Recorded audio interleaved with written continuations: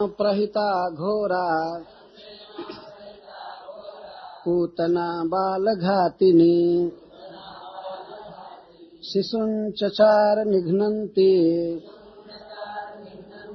पुरग्राम ब्रजादिषु न यत्र श्रवणादीनि रक्षोघ्नानि स्वकर्मसु कुर्वन्ति सात्वतां भर्तुः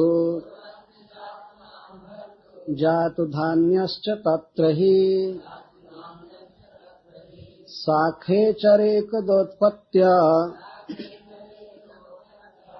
पूतनानन्द गोकुलम् योषित्वा माययात्मानं प्राविशत्कामचारिणी तां केशबन्ध व्यतिसक्तमल्लिकाम् बृहन्नितम्बास्तनकृच्छमध्यमाम् सुवाससंकम्पितकर्णभूषणा त्रिशोलशतकुन्तलमण्डिताननाम् वल्गुस्मितापाङ्गविसर्गवीक्षितैः मनोहरन्तीं वनितां व्रजौकसाम् अमंसताम्भोजकरेण रूपिणीम् गोप्यः श्रियं द्रष्टुमिवागतां पतिम्।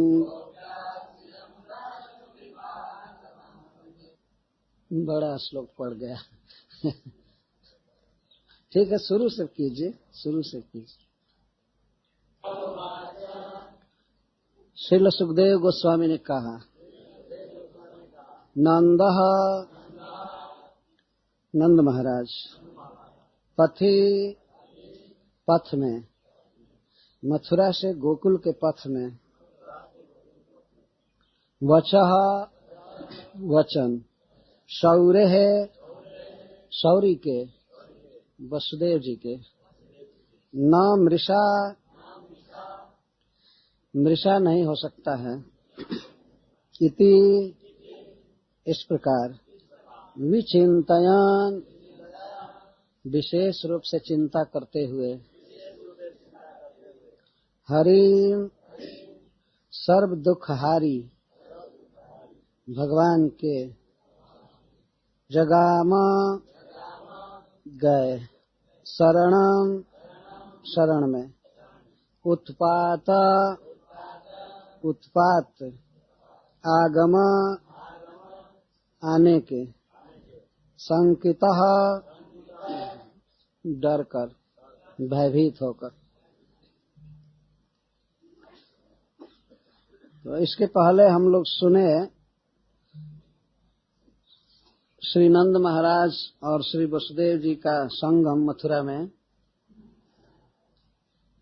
दोनों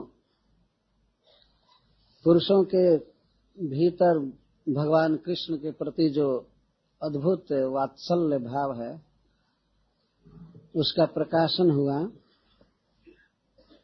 वसुदेव जी ने कहा नंद महाराज से कि आप कंस को वार्षिक कर दे चुके और हमसे भी भेंट हो गई, अतः आप यथा शीघ्र गोकुल पधारिए, क्योंकि गोकुल में उत्पात हो रहे हैं।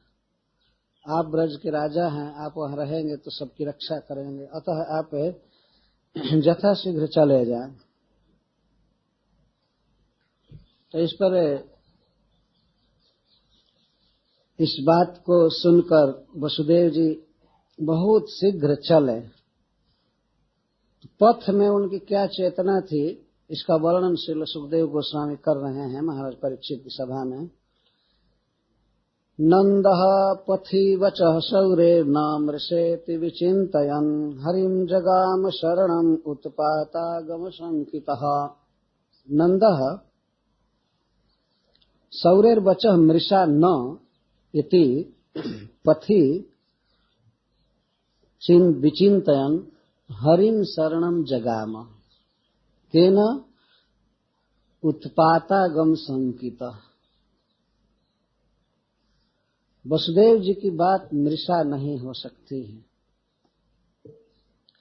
ऐसे नंद बाबा यह समझते थे कि वसुदेव जी भविष्य दृष्टा हैं।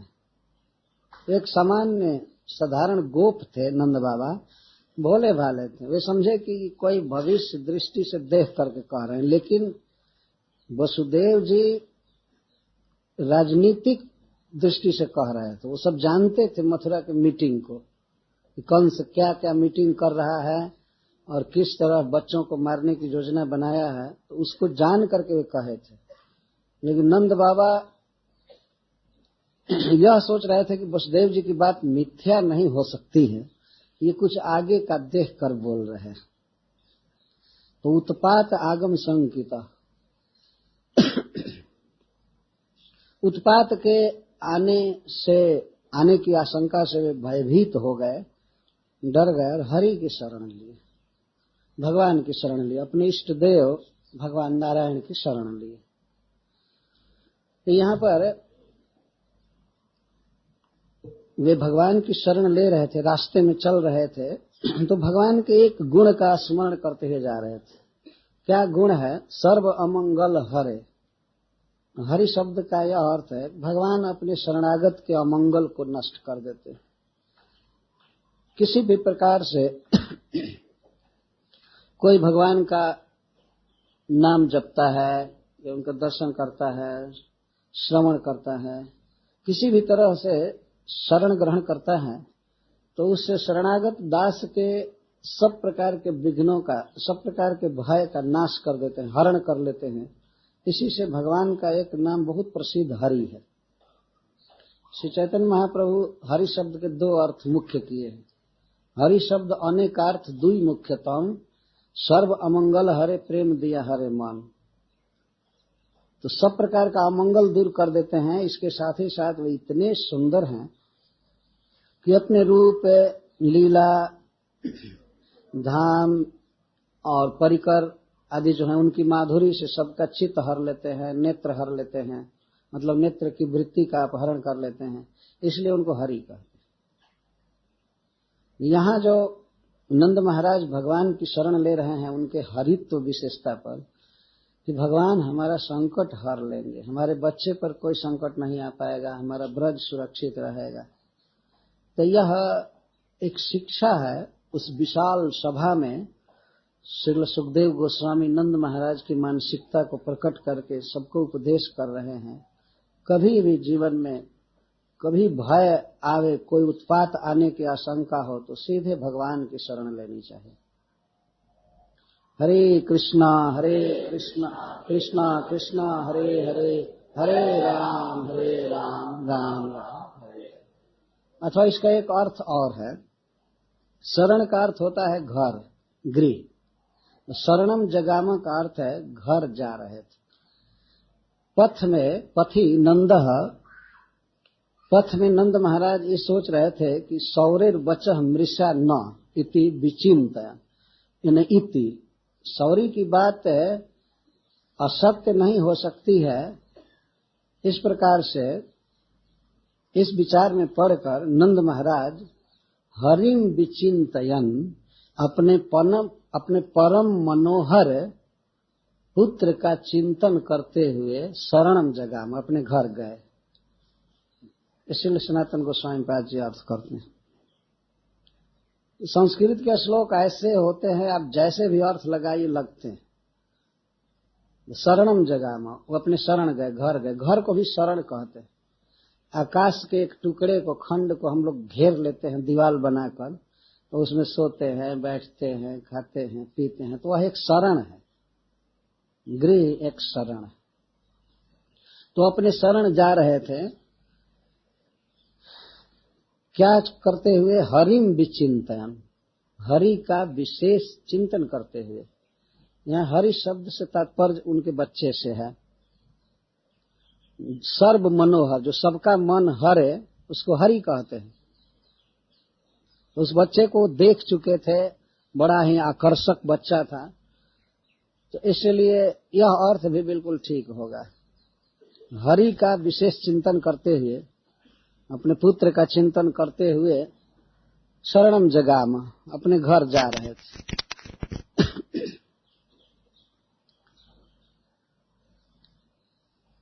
हम लोग दोनों अर्थ ले सकते हैं।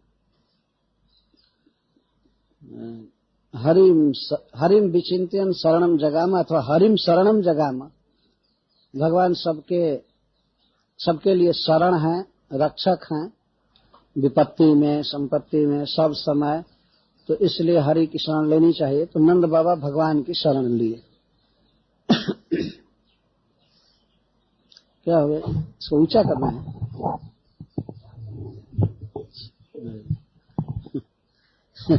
हरे कृष्ण। तब मानो महाराज परीक्षित यह कहते हैं, क्या उत्पात होने वाला था वहां, क्या उत्पात हो रहा था। वसुदेव जी ने कहा कि संति उत्पातश्च गोकुले, बहुवचन में कहे थे। गोकुले उत्पातः संति, उत्पातः वर्तते या उत्पातः अस्ति, ऐसा नहीं कहे। बहुवचन में कहे उत्पातः संति गोकुले, अनेक उपद्रव चालू हो गए हैं, इसलिए आप जल्दी जाइए। तो नंद बाबा तो और घबरा गए। रास्ते में जा रहे थे भगवान का चिंतन करते हुए कि हे प्रभु, मेरा ब्रज सुरक्षित रहे और विशेष करके मेरा नवजात शिशु, मेरा पुत्र सुरक्षित रहे, ऐसी कृपा कीजिए। आप शरणागत दुखहारी हैं। हरि की शरण में गए तो इसे ये नहीं समझना चाहिए कि वे चुपचाप बैठे हुए शरण में जा रहे थे, नाम जप कर रहे थे, भगवान का कोई पद गा रहे होंगे जो उनको अभ्यास होगा। भगवान इस तरह दुख दूर करते हैं भक्तों का। तो बैलगाड़ी पर बैठे हुए वे इस तरह से जा रहे थे। क्या उपद्रव वहां हो रहा था, होने वाला था, तो सुखदेव गोस्वामी चालू कर रहे हैं। कंसेन प्रहिता घोरा पूतना बालघातिनी शिशुं चचार निघ्नन्ति पुरग्राम ब्रजादिषु। कंसेन प्रहिता, कंसेन प्रेषिता, कंस के द्वारा भेजी हुई पूतना बच्चों को मारती हुई गांव नगर और आकर आदि में घूम रही थी। पूरा ग्राम ब्रजादिश, गांवों में, नगरों में और ब्रज आदि में वो घूम रहे थे। ये उपद्रव हो रहा था गोकुल में, ये चालू था। शिशु निघ्नन्ति चचार, चचारा का अर्थ विचरण कर रहे थे, घूम रहे थे अपनी इच्छा से।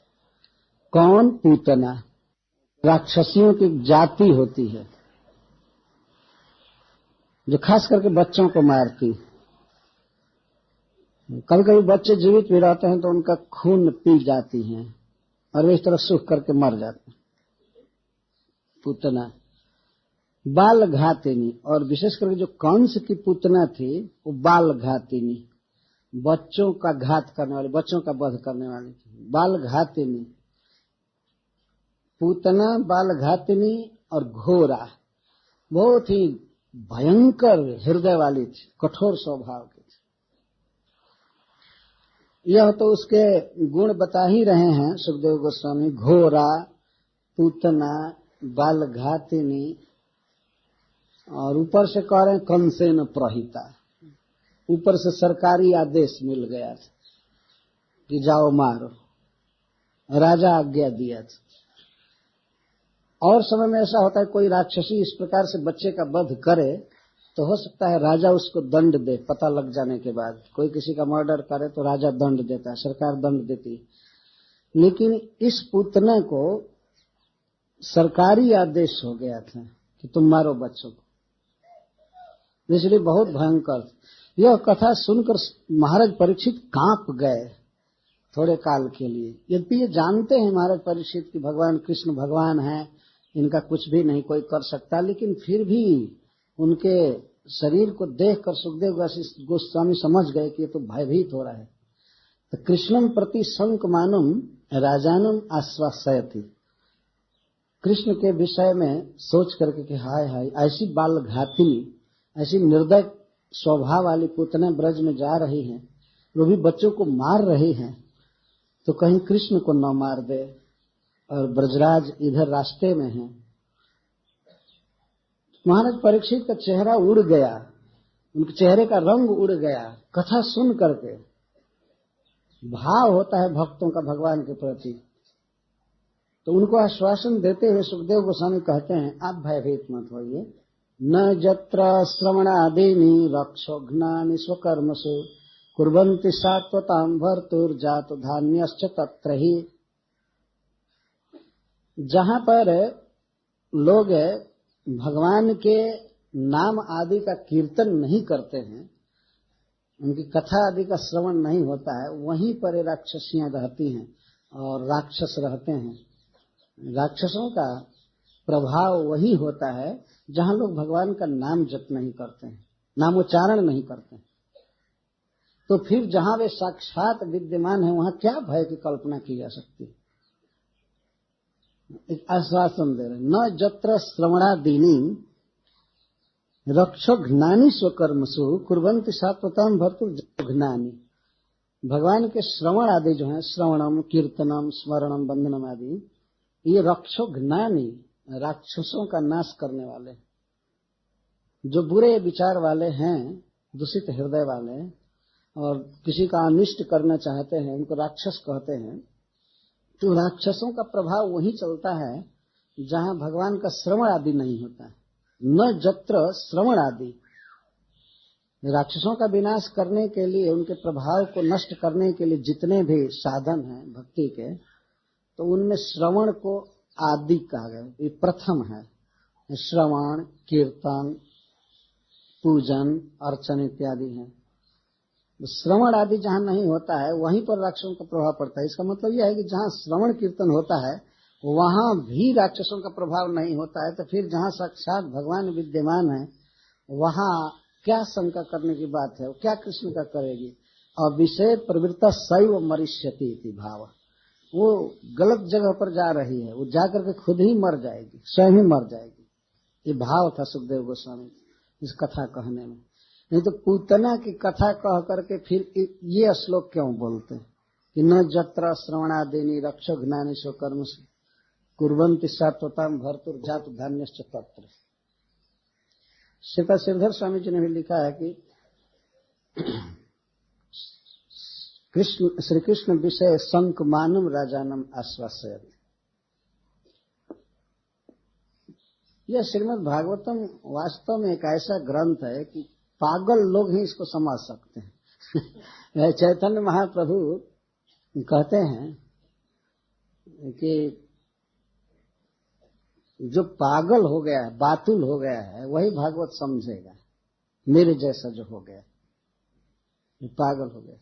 श्रीपद सनातन गोस्वामी ने पूछा चैतन्य महाप्रभु से कि मैंने सुना है कि सार्वभौम भट्टाचार्य के स्थान में आप आत्माराम श्लोक की कई व्याख्या किए थे। हे प्रभु, मेरी इच्छा है, मैं उसे सुनना चाहता हूं। तो भगवान कहते हैं, मैं व्याख्या किया था, ऐसा कुछ नहीं किया था। ऐसा है कि सार्वभौम भी पागल है, बातुल है, तो उसके साथ हो सकता है मेरा भी माथा खराब हो गया होगा, तो उसी पागलपन में मैं कुछ कह दिया होंगे, ऐसा वे कहते हैं। तो सार्वभौम के भक्ति के प्रभाव से हो सकता है मेरे से कुछ अर्थ आ गया हो, वो भी एक पागल व्यक्ति है, ऐसा कहते हैं। और फिर सारा अर्थ फिर कहते हैं, मैं तो कुछ भी अर्थ नहीं जानता हूं, लेकिन आपके संग के प्रभाव से हो सकता है कुछ अर्थ मुझे समझ में आ जाए। आपके संग के प्रभाव से भागवत का कुछ अर्थ मेरे मुख से स्फुरित हो सकता है। और पूरा सुना करके आत्माराम श्लोक की व्याख्या, और कहते हैं कि मुझे स्मरण नहीं है कि मैं क्या क्या कहा था सार्वभौम भट्टाचार्य के पास, और आपके पास भी क्या बका, इसका मुझे कोई ध्यान नहीं है। और असल में जो बातुल होता है, पागल होता है, वही भागवत समझता है। मेरे जैसा, भगवान ये कह रहे हैं, मेरे जैसा जो पागल होता है वही भागवत समझता है। कहते हैं अभी जो सावधान है, पागल नहीं हुआ है, अपने घर के काम धंधा में बिल्कुल दक्ष है, टाइम से सब कुछ कर रहा है, उसके लिए कठिन पड़ेगा भागवत समझना। मतलब मैनेजमेंट में वेरी एक्सपर्ट जो है, कठिन है भागवत समझना, कुछ पागल होना पड़ेगा इसके लिए। पागल बनने पर तब भागवत समझ में आएगा। अब ये देखिए, महाराज परीक्षित 9 स्कंध भागवत सुन चुके हैं, सुन चुके किस प्रकार भगवान विश्व की सृष्टि करते हैं, पालन करते हैं, पुरुषावतार ग्रहण करते हैं, एक एक जीव की इच्छाओं को समझते हैं, हृदय में रहकर उसकी पूर्ति कर रहे हैं, भूत भविष्य सब कुछ जानते हैं, कैटभ को मारे, हिरण्याक्ष को मारे, हिरण्यकश्यप को मारे, सब लीलाएं हो चुकी। कितनी कितनी कथाएं, सतव्रत महाराज की नौका खींच रहे हैं प्रलय पयोधि में, और ये सब, और फिर भी कथा सुनकर डर कि कहीं कृष्ण को पुतना मार न दे। यह देखिए भाव यहां पर। तो उसी तरह का वक्ता भी पागल है, वो भी आश्वासन दे रहा है कि नहीं डरिए मत, जहां कीर्तन आदि नहीं होता है वहीं पर इनका प्रभाव होता है। तो भगवान के नाम में भी इतनी ताकत है कि राक्षस भाग जाते हैं, तो फिर वो नाम ही भगवान जहां पर है तो क्या शंका की जा सकती है। अरे वो डरने वाला और समझाने वाला दोनों अद्भुत है वास्तव में। इसीलिए चैतन्य महाप्रभु ने कहा कि भागवत को भागवत के स्थान में समझना पड़ता है। इसके अर्थ है, जैसे 5 साधन भगवान ने कहा है, तो उसमें वे कहते हैं भागवतार्थ स्वाद, भागवत के अर्थों का आस्वादन। ऐसा नहीं सिंपली भागवत पढ़ लिया बस सब समझ गया, चाहे सुन लिया समझ गया। अर्थों का आस्वादन, अर्थास्वाद, ये यथावत शब्द है, अर्थास्वाद, अर्थ का आस्वादन करना चाहिए। क्या स्थिति है महाराज परीक्षित की, जो स्वयं ही इस अध्याय के शुरू में कहते हैं कि कौरवों की सेना एक विशाल समुद्र के समान थी, परंतु उस विशाल सैन्य समुद्र को भी हमारे पितामह उस तरह पार कर गए भगवान का आश्रय लेकर, जैसे कोई पथ में चलते हुए गाय के खुर से बने हुए गड्ढे को पार कर जाते हैं। और वे प्रभु मेरे मां के गर्भ में जाकर ब्रह्मास्त्र से दग्ध मेरे शरीर की रक्षा की। तो ये आपकी रक्षा किए गर्भ से, तो वे अपनी रक्षा पूतना से नहीं कर सकते हैं। ये भाव महाराज परीक्षित सुन रहे थे। लगातार 2 पिताओं के भाव को, वसुदेव जी व्यग्र हैं अपने बेटा की रक्षा के लिए, नंद महाराज व्यग्र हैं, तो क्यों नहीं यह वात्सल्य भाव महाराज परीक्षित के हृदय में जगेगा। जब हम भगवान की लीलाओं को सुनते हैं तो उनके परिकरों में जो भाव होता है वो भाव आने ही लगता है अपने आप, केवल श्रवण मात्र से। इसलिए महाराज परीक्षित इस समय भगवान के ऐश्वर्य को भूल गए थे, और नंद महाराज की तरह उनका भी हृदय शंकित हो रहा था कृष्ण के प्रति। अतः सुखदेव गोस्वामी आश्वासन दे रहे थे।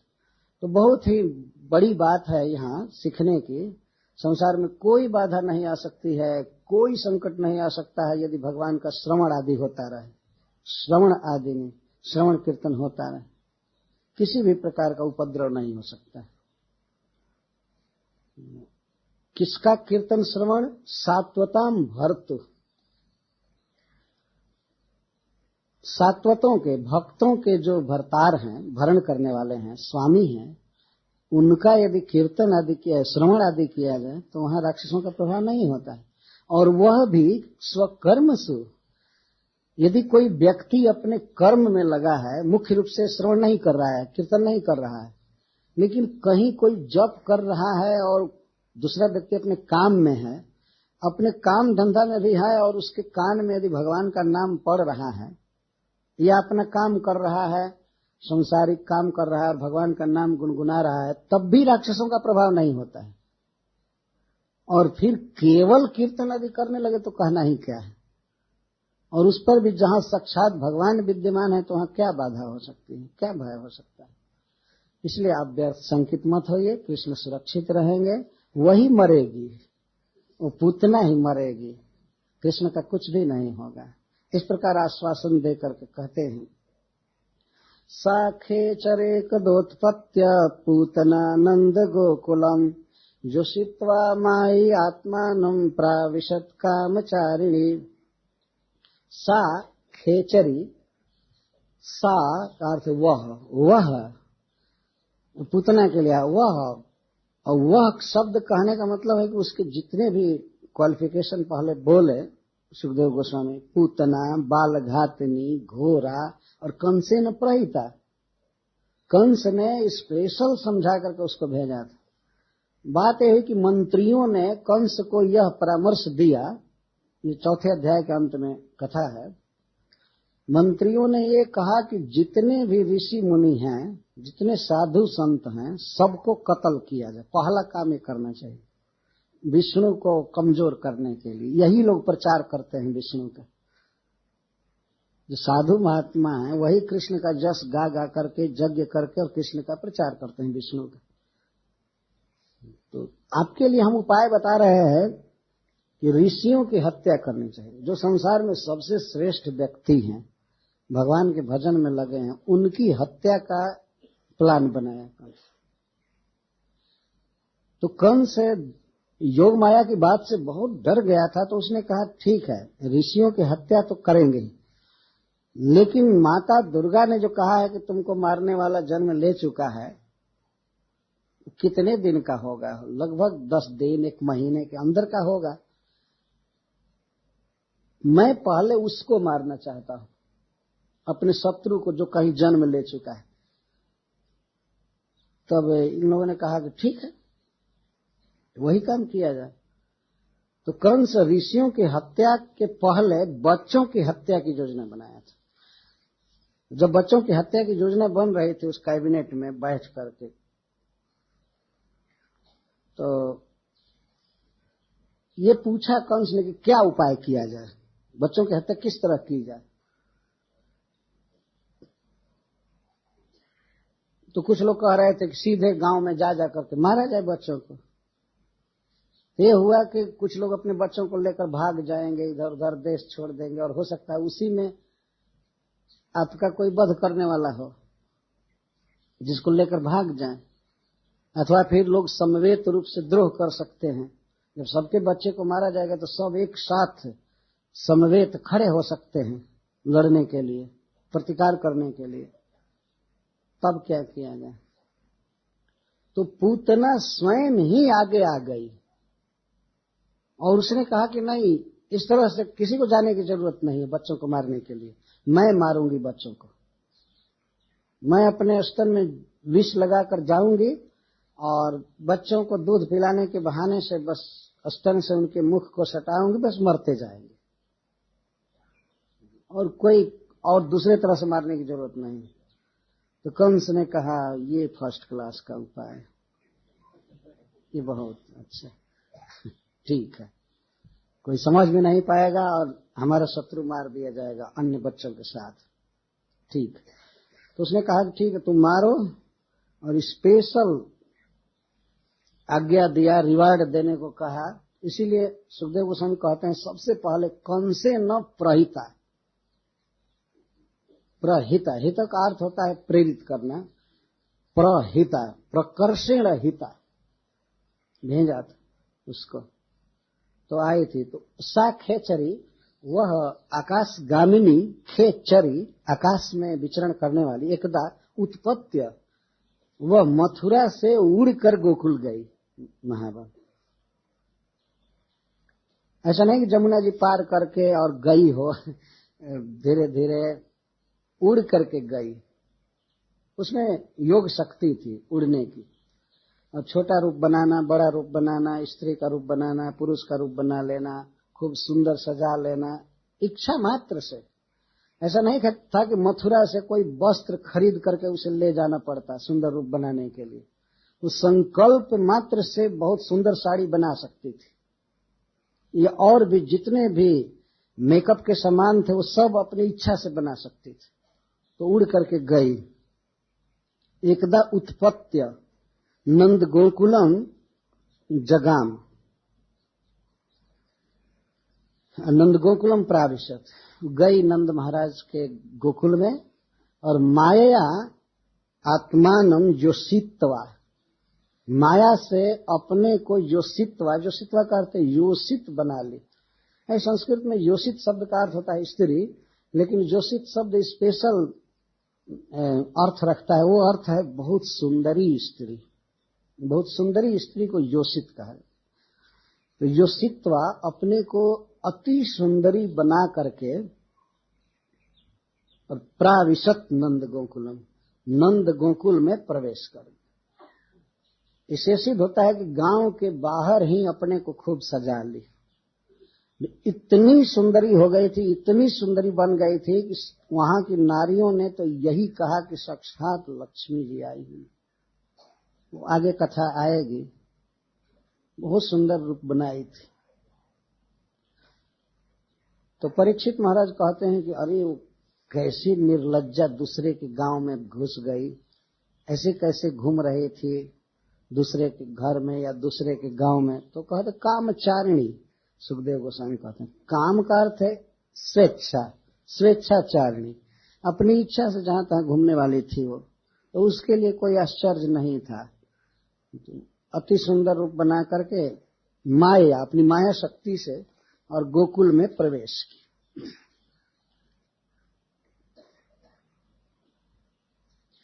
तो उसके रूप का वर्णन सुखदेव गोस्वामी करते हैं। यहाँ देखिए कितना सुंदर रूप बनाई। ताम केश बंध व्यतिशक्त मल्लिकां बृहन्नितंबस्तन कृष्ण मध्यमां सुवास समकंपित कर्णभूषण तिशोलसत कुंतल मंडिताननम। मूल वाक्य यह है कि गोप्यः ताम दृष्टवा रूपिणी श्रियम अमंसत। जो गोपियों ने पूतना को देखा उस सुंदर वेश सुंदरी के रूप में, अमंसत, तो गोपियों ने यही निर्णय किया कि साक्षात लक्ष्मी जी। तब लक्ष्मी जी को कौन रोके किसी घर में आने से? प्रश्न होता है। मान लीजिए महाराज परीक्षित कहें कि उसको गोपियों ने नहीं रोका, गोपों ने नहीं रोका, जो उसके हृदय में इतना हलाहल जहर भरा हुआ था, कृष्ण को मारने जा रहे थे, बच्चों की हत्या करने जा रहे थे, तो किसी ने नहीं रोका नंद भवन जाते हुए। तो सुखदेव गोस्वामी कहते हैं ना, किसी ने नहीं रोका। क्यों नहीं रोका उसी का कारण बता रहे हैं।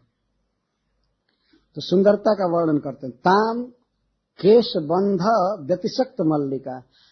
केश बंध अपने जुड़े में, केश बंध में वह मालती के पुष्प की माला को लगाई थी, और इस तरह से लगाई थी व्यतिशक्त, अतिशक्त, बड़ी दृढ़ता से फूल को बांधी थी अपने जुड़े में, किसी हालत में खुल ना सके। मालती पुष्पों की माला पहनी हुई थी जुड़े में, केश में। और बृहन नितंब स्तन कृष्ण मध्यमाम, उसके नितंब और स्तन बड़े बड़े थे। लगता था कि इसी कारण से उसका मध्य प्रदेश क्षीण था।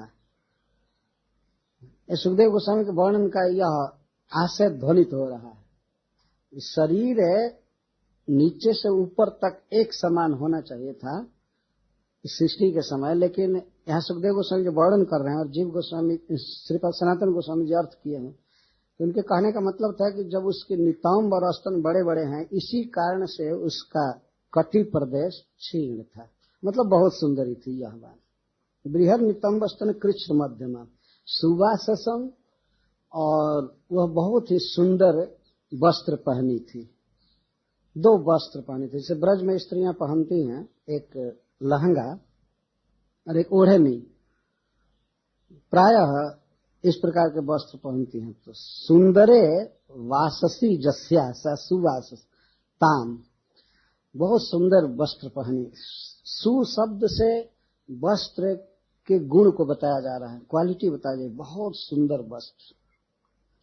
कंपित कर्ण भूषण, और बारंबार इधर उधर देख रहे थे, हंस रहे थे, तो उसके कुंडल कंपित हो रहे थे। कर्ण भूषण, कान के गहने जिनको कुंडल कहते हैं, वे झूम रहे थे, और उन कुंडलों के कारण उसके केस जो कान के पास थे जगमग जगमग कर रहे थे, चमक रहे थे उसके काले काले केस। कंपित कर्णभूषण त्रिषा, कांपते हुए कर्णभूषणों की ज्योति से उल्लसत कुंतल, कुंतल उसके केश कलाप उल्लसित हो रहे थे, बहुत सुंदर लग रहे थे। यहाँ कर्णभूषण का अर्थ कुंडल न करके हमारे आचार्यों ने किया है कर्णभूषण। कान में गहना लगाई थी तो कुछ गहने का अंश ऊपर भी जा रहा था, कभी कभी ऐसा गहना देखा गया है। तो इसी कारण से केश की शोभा बढ़ गई थी, नहीं तो नीचे यदि कुंडल लटके तो उससे केश की शोभा बढ़ेगी, ऐसा नहीं संभव। इसलिए कुंडल न कहकर कर्णभूषण कह रहे हैं। वो कर्णभूषण कान के ऊपर भी था, लिपटा हुआ था, इसलिए उसके कुंतल पुतने के केश बहुत सुंदर लग रहे थे। और इस कारण से कर्णभूषण से और कर्णभूषण के कारण चमकते हुए केशों से मंडित आननाम, उसका आनन आकृत सा बहुत सुंदर लग रहा है। तो सुखदेव गोस्वामी जैसे गोपियों का चेहरा देख रहे थे कथा कहते समय, ऐसे पूतना का वर्णन कर रहे हैं, क्योंकि तत्काल ही यह भगवान के मां का पद पाएगी। तो इस तरह से वर्णन कर रहे हैं। मंडित आननाम, आनन का अर्थ है मुख, जिसका मुख मंडित था, किस चीज से? उल्लसित कुंतलों से। और कुंतल क्यों उल्लसित थे? कर्णभूषण से।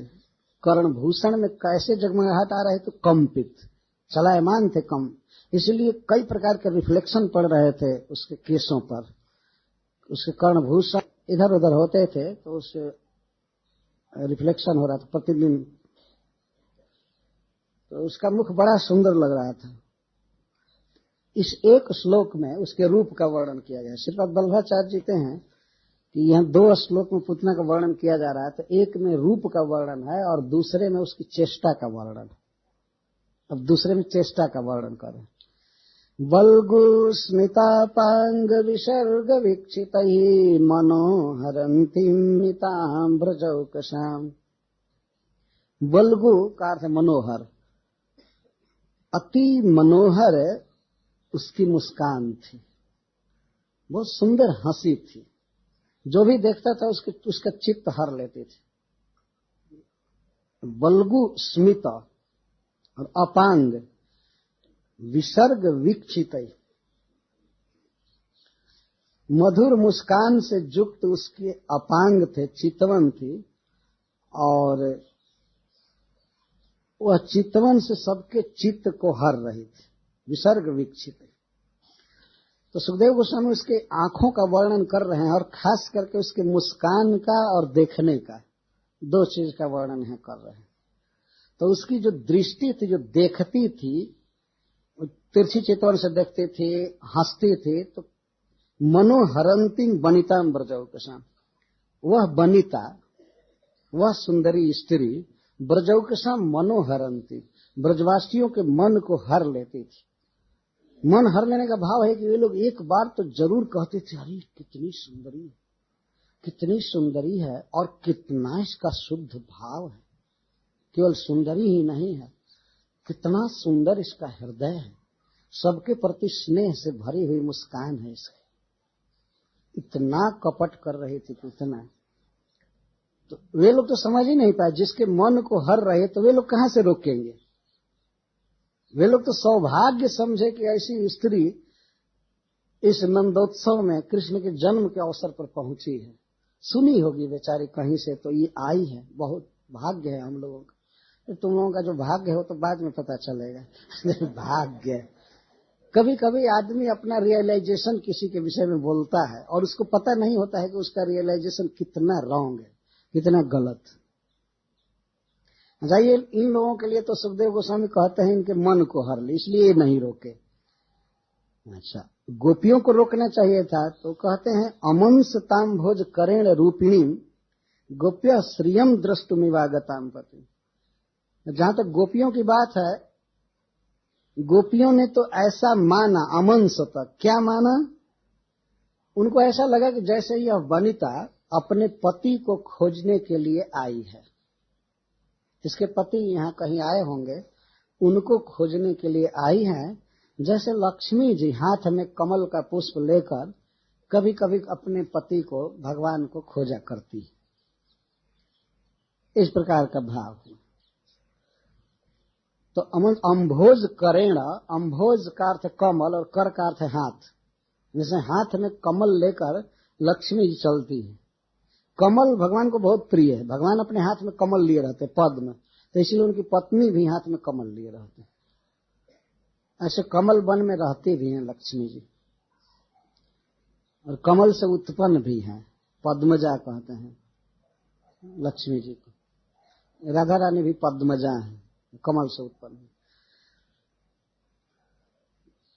तो शायद पूतना ने सोचा होगा कि मैं इतनी सुंदरी बनूंगी तो लोग मुझे लक्ष्मी समझ करके मेरा आदर करेंगे, इसीलिए उसने कमल भी ले लिया था। यह भी लग रहा है कि कमल लेकर के घूम रहे थे। अम्भोज करेण, तो गोपियों ने तो ऐसा माना कि ये रूपिणी श्रियम, रूपिणी का अर्थ है अति सुंदरी लक्ष्मी, मूर्तिमती लक्ष्मी आई हुई है।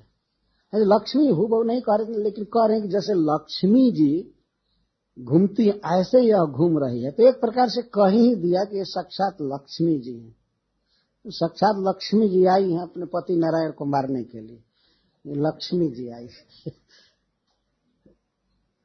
हरीश्वरी जी अपने भाव में कहते हैं कि जब भगवान के परिकरों का रियलाइजेशन इतना गलत हो सकता है किसी के विषय में, तो साधारण संसार में लोग किसी के विषय में अपना मंतव्य देंगे, वो कैसे ठीक हो सकता है। नित्य मुक्त परिकर हैं, भगवान के साथ रहते हैं, लेकिन एक राक्षसी को समझ नहीं पाए। साधारण औरत कहते तब भी कुछ काम चल जाता है। अगर गोपियों ने ये कहा होता कि कहीं की गोपी है, किसी गांव से आई है, तब भी चलो भाई ठीक होता। तो ऐसे भी कह देती देवलोक से कोई देवी आई है या पाताल लोक से कोई आई है, तब भी कुछ ठीक होता। बैकुंठ से लक्ष्मी जी आई हैं, वाह रे वाह, इतना कंप्लीट रियलाइजेशन हो रहा है। यही संसार में दशा है मनुष्य की। कोई आदमी क्या है कुछ कहा नहीं जा सकता। बहुत सोचने की बात है। हम जिसको समझते हैं कि यह बिल्कुल अच्छा आदमी है, अपना रियलाइजेशन देखते हैं, और बाद में पता चलता है अरे ये तो एकदम कंडम आदमी, एकदम बोगस व्यक्ति। हम लोग किसी को बहुत अच्छा समझ करके और तत्काल ही उसको बहुत बहुत टाइटल देते हैं, बहुत अच्छा आदमी है, बहुत अच्छा आदमी है, लेकिन तुरंत रियलाइजेशन गलत हो जाता है। इसीलिए शास्त्र कहता है कि जीवित आदमी की कभी प्रशंसा मत करो, क्योंकि मरते दम तक पता नहीं कि क्या हो जाएगा। आज हम उसके लिए क्या कह रहे हैं, कल बदल जाएगा, तब क्या होगा। शास्त्र कहता है। और जैसे हम सुनते हैं कि जब कोई मनुष्य मर जाता है, शरीर त्याग देता है, तो उसका फोटो रखते हैं घर में चाहे जहां। एक बार दीन बंधु प्रभु बता रहे थे, ये आदि बद्री गए थे। आदि बद्री में देखे एक महात्मा पहले रहा करते थे, गोपी दास जी।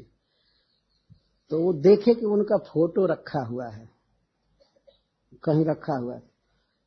तो हमसे कहे, जब मैं फोटो देखा महाराज तो मैं पूछा उनसे, क्या गोपीदास जी गुजर गए? तो मैंने कहा कि आप ऐसा क्यों पूछे? मैं पूछा आप ऐसे क्यों पूछे, फोटो रखने का मतलब गुजर गए? तो हाँ, लोग मरने पर फोटो रखा करते हैं। ये दीन बंधु दास जी कह रहे थे, हम लोगों के ही दीन बंधु।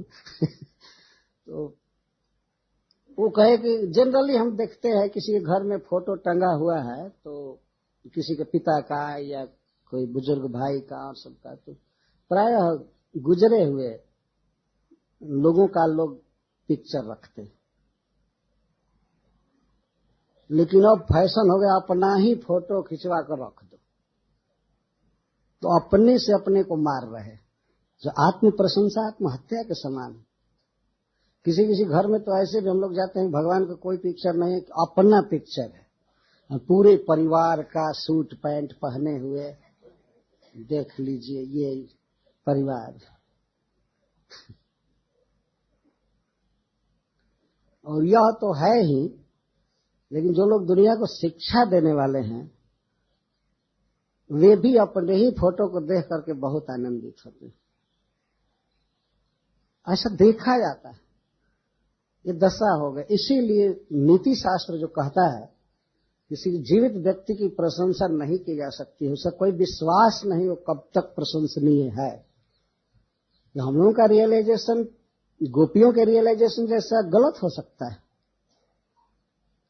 और पूतना के विषय में जो मंतव्य आपस में सखी बात कर रही है गोपियां, देखो लक्ष्मी जी आई है, हम लोगों का बहुत बड़ा भाग्य है, बच्चे को आशीर्वाद दे देंगी, अगर देख भी देगी इस बच्चे पर तो बच्चा अजर अमर रहेगा, निरोग रहेगा, राजा बनेगा। तो लक्ष्मी जी जिसको देख दे डायरेक्ट अपने आंख से तो क्यों नहीं राजा होगा। तो सब बहुत खुश थे, इसीलिए वो जिधर चल रहे थे हंसते हुए, तो वो लोग रास्ता बता रहे थे। उधर नंद बाबा का घर है, रानी जसोदा जी उधर रहती हैं, कृपा करके आप इस घर में चलिए। वाह रे वाह। तो कई पावड़े फूल बिछा बिछा करके ला रही थी, नंद भवन में चलिए, कृष्ण को बहुत सुखी करने के लिए। लेकिन वो कृष्ण को मारने के लिए भेष बनाई थी, इसका पता नहीं था उन लोगों को। यहाँ यह बहुत ही मार्मिक संदेश मिलता है भागवत के श्लोकों से। अमंसतः शब्द से खास करके गोपियों ने ऐसा माना कि रूपिणी श्रियम, यह बिल्कुल लक्ष्मी जी है, अति सुंदरी है, इसलिए गोपियों के तो मना करने का प्रश्न ही नहीं था। और गोप जो थे वैसे ही मोहित थे, वे लोग मना नहीं किए, गोपियों ने मना नहीं किया तो प्रवेश करती गई, सीधे पहुंच गई कृष्ण के पास बड़ी सफलता के साथ। बालक गृहस्तत्र विचिन्वती शिशुन जदृच्छयानंद गृहे सदंतकम बालम प्रतीच्छन्न निजोरु तेजसम ददर्श तल्पेग्न विवाहितम भसी। तो गई नंद भवन में जहां कृष्ण बिल्कुल कोमल बिस्तर पर लिटाए गए थे, अभी तो 6 दिन के थे। तो गई तो उसने देखा बालक गृहस्तत्र विचिन्वती शिशुन ददर्श, बच्चों की हत्या करने के लिए वो घूम रही थी, बच्चों की हत्या करती हुई वो घूम रही थी। वो बालक ग्रह थी, पूतना थी, बच्चों के लिए ग्रह थी, उनका नाश करने वाली। तो शिशुन विचिन्वती, ऐसे उसको ये पता नहीं था कि स्पेशली कृष्ण हैं, या कृष्ण का तो उसे कुछ पता नहीं था। वो शिशुन विचिन्वती, शिशुओं को खोजते हुए जा रही थी और दूध पिलाकर मारने के लिए। वो ये नहीं जानती है कृष्ण क्या है, कौन स्पेशल बच्चा है, ये सोचकर नहीं गई। लेकिन भगवान उसके हृदय में बैठ करके उसको पहले लाए अपने पास, इधर आओ, ब्रज में किसी बच्चे को मारने के पहले इधर आओ। तो शिशुन विचिन्वती, बच्चों को खोजते हुए जा रहे थे, लेकिन पहुंच गई सर्वप्रथम नंद भवन में। जदृच्छया, जदृच्छया का अर्थ है दैव की ऐसी प्रेरणा थी या उसका कर्म। यह जदृच्छा का अर्थ भगवद इच्छा, भगवान की ऐसी इच्छा थी कि वो पहले मेरे पास आवे। तो पहुंच गई कहाँ, नंद गृह, नंद के घर में। तो ददर्श, उसने देखा क्या, बालम, बच्चे को देखा। तो सुखदेव गोस्वामी भगवंतम ददर्श ये नहीं कह रहे हैं, भगवान अभी बिल्कुल अबोध बच्चे के रूप में उत्तान लेट करके और पड़े हुए लीला कर रहे थे। बालम ददर्श, उसने बच्चे को देखा, और बच्चों को मारने के लिए ही वो प्रवेश कर रही थी। तो उसने बच्चे को देखा। कैसा बच्चा? सुखदेव गोस्वामी अपनी ओर से कहते हैं असत अंतकम, असताम अंतकम, दुष्टानाम नाशकम। फिर आश्वासन दे रहे हैं महाराज परीक्षित को, दुष्टों का नाश करने वाले बच्चे को देखा उसने। जितने असत हैं, दुष्ट हैं, दुष्कृति हैं, उनका विनाश भगवान करते हैं। तो उस बच्चे को देखा जो बच्चा असत अंतकम बालम, परंतु प्रतिच्छन्न निजोर तेजसम, वह बच्चा अपने अनंत तेज को छिपा करके लीला कर रहा था। भगवान सर्वदा भगवान है। जैसे अर्जुन को वे अपना विराट रूप दिखाए तो अर्जुन कहते हैं भगवान से, यदि सहस्रों सहस्रों कोटि कोटि सूर्य एक साथ उदित हों, संजय जी कहते हैं महाराज धृतराष्ट्र से कि महाराज जोगेश्वर हरि ने जो अर्जुन को वह रूप दिखाया, तो यदि कोटि कोटि सूर्य एक साथ उदय हों और जितनी प्रभा जितनी दीप्ति होगी उतनी दीप्ति निकल रही थी कृष्ण से। यद्यपि ऐसा होता नहीं कि हजार सूर्य लाख या करोड़ सूर्य एक साथ उगे। संजय जी कहते हैं कि यदि कोटि सूर्य एक साथ उगे तब वैसी प्रभा होगी जैसे कृष्ण के देह से प्रभा निकल रही थी। तो अनंत तेज है। बलि महाराज ने देखा त्रिविक्रम रूप में अपार तेज भगवान से निकल रहा था, सारा विश्व उनके भीतर, लेकिन फिर भी अपने उरु तेज सम, अपने अनंत तेज को, वैभव को छिपा करके, प्रतिच्छन्न करके भगवान बाल लीला कर रहे हैं। तो उनमें सब कुछ विद्यमान है, केवल प्रतिच्छन्न का अर्थ है ढक लिए हैं। नाम प्रकाश सर्व से जोग माया समावृत, जोग माया से अपने को ढके। तो वो देखा उसने तल पे, कहाँ देखा? तल्प पर, बिछावन पर, पलंग पर देखा। लेकिन सुखदेव गोस्वामी बारंबार भगवान के ऐश्वर्य का वर्णन कर रहे हैं। कहते हैं जैसे भसी भस्म में छिपी हुई अग्नि हो, उस तरह से उसने देखा। वो नहीं समझ पाई कि ये बच्चा कितना खतरनाक, वो नहीं समझ पा रही थी। कोई से विशाल अग्नि पुंज हो और ऊपर से राख रख दिया गया हो और उसको कोई राख समझ करके कूद पड़े उस पर, तो उसका सारा शरीर क्षण भर में जल जाएगा, वो मर जाएगा। तो वो नहीं समझ रही थी भगवान के अपार तेज को, अन्य बच्चों जैसा समझ रही थी। तो सुखदेव गोस्वामी कथा कहते समय महाराज परीक्षित या अन्य श्रोताओं के मनोभाव के अनुसार उन्हें सांत्वना देने के लिए बातें कह रहे हैं। भगवान अपने अपार तेज को छिपाए थे, असतों का विनाश करने वाले हैं। तो ऐसे बच्चे को देखा, बालम ददर्श। तो श्रीपाद सनातन गोस्वामी कहते हैं न तो भगवंतम ददर्श। सुखदेव गोस्वामी भी कहते हैं, सुखदेव गोस्वामी को ऐसा बिल्कुल लग रहा है बिल्कुल बच्चे हैं, पर हैं असत अंतकम और प्रतिच्छन्न निजोर तेजसम। कैसे? भसी आहितम अग्निम इव, भसी भस्म के भीतर छिपी हुई प्रचंड आग की तरह थे। वो तो पकड़ेगी तब पता चल जाएगा कि वो मारेगी बच्चे को कि वो मारेगा उसको। और कोई बच्चा हथियार नहीं उठाया, अपने ओठों से ऐसा दबाया कि उसी में मर जाएगी। ब्रज में भगवान कोई अस्त्र शस्त्र कभी नहीं उठाए, स्वाभाविक के तरह से लीला करते रहे। तो उसने देखा, उसने कृष्ण को देखा, लेकिन कृष्ण उसको नहीं देखे। जब वो घर में प्रवेश कर रही थी उसके पहले ही वे आंख बंद कर लिए, चुपचाप जानबूझ करके आंख बंद कर ली।